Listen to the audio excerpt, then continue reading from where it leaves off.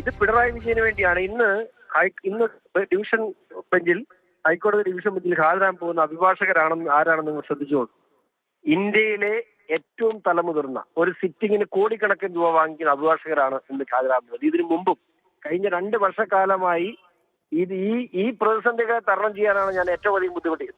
അത് ഈ 4 ഹൈക്കോടതികളായി ഈ കേസിനെ തടസ്സപ്പെടുത്തുവാൻ പിണറായി വിജയൻ നടത്തുന്ന ശ്രമങ്ങൾ എന്താണ് എന്ന് ഇന്ന് നിങ്ങളെല്ലാം ലൈവായതുകൊണ്ട് ഇന്ന് പൊതുജനത്തിന് ബോധ്യപ്പെടും. ഇത്രയും കാലം അത് ബോധ്യപ്പെട്ടിരുന്നില്ല.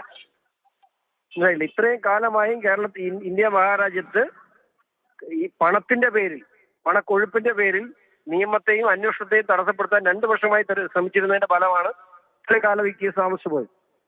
ഇനി അത് ഉണ്ടാകില്ല. മുന്നോട്ട് വയ്ക്കുന്ന ഒരു ആവശ്യം അങ്ങനെ പരിഗണിക്കപ്പെടാൻ സാധ്യതയുണ്ടെന്ന് താങ്കൾ കരുതുന്നുണ്ടോ? ഈ ഇഡി ഈ നിലപാടിലേക്ക് ഇത്ര പെട്ടെന്ന് പോയത് എന്താണെന്ന് നിങ്ങൾക്കിപ്പോ മനസ്സിലായോ? 2 ദിവസം സമയം കൊടുത്താൽ തീർച്ചയായിട്ടും ഇതിന്മേൽ ഈ പിണറായി വിജയന്റെ ഇടപെടലുണ്ടാകും. പിണറായി വിജയൻ ഇത്തരത്തിൽ വലിയ സാമ്പത്തികം മുടക്കി കൂടിയ അഭിഭാഷകരെ കൊണ്ട് ഹൈക്കോടതിയിൽ ഇറക്കും എന്നുള്ള കാര്യത്തിൽ ആർക്കും ഒരു സംശയമില്ല. അതുകൊണ്ട് തന്നെയാണ് ഇഡി ഇത്ര പെട്ടെന്ന് ഈ നടപടിയിലേക്ക് കടന്നത്. ഈ ഘട്ടത്തിൽ ഒരു കാരണവശാലും കോടതി ഇടപെടുമെന്ന് ഞാൻ കരുതുന്നില്ല.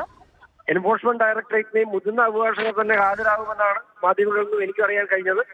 എന്താണെങ്കിലും ഇത് ഏതെങ്കിലും തടസ്സമുണ്ടായാൽ പോലും അധികം കാലം അത് നീട്ടി നിർത്താൻ പിണറായി വിജയൻ കഴിയില്ല എന്നെ വിശ്വാസം. എക്സാലോജിക് ഇടപാടിൽ കൂടുതൽ തെളിവ് ലഭിച്ചെന്ന് എൻഫോഴ്സ്മെന്റ് ഡയറക്ടറേറ്റ്. ചോദ്യം ചെയ്യലിന് ഹാജരാകാൻ വീണ വിജയനും CMR ഉദ്യോഗസ്ഥർക്കും നോട്ടീസ് നൽകുന്നതിൽ ഉടൻ തീരുമാനമെടുക്കും. വീണയുടെ മൊബൈൽ ഫോൺ പരിശോധനാ ഫലം നിർണായകമാകും. ഏറ്റവും പ്രധാനപ്പെട്ട വാർത്തയാണ്. CMRL-നെതിരായ ED അന്വേഷണം തടയണമെന്ന് ആവശ്യപ്പെട്ടുകൊണ്ട് CMRL ഹൈക്കോടതിയെ സമീപിച്ചിരിക്കുകയാണ്. ഹൈക്കോടതി ഡിവിഷൻ ബെഞ്ചിലാണ് ഹർജി നൽകിയിരിക്കുന്നത്. അടിയന്തരമായ ഹർജി പരിഗണിക്കണമെന്നാണ് ആവശ്യം. അതേസമയം ED അന്വേഷണം വളരെ ഊർജിതമായി തന്നെ മുന്നോട്ട് പോവുകയാണ്. അല്ല, CMRL-അല്ലല്ലോ. CMR-ന്റെ പുറകിൽ ഒളിച്ചിരിക്കുന്ന പിണറായി വിജയനല്ലേ.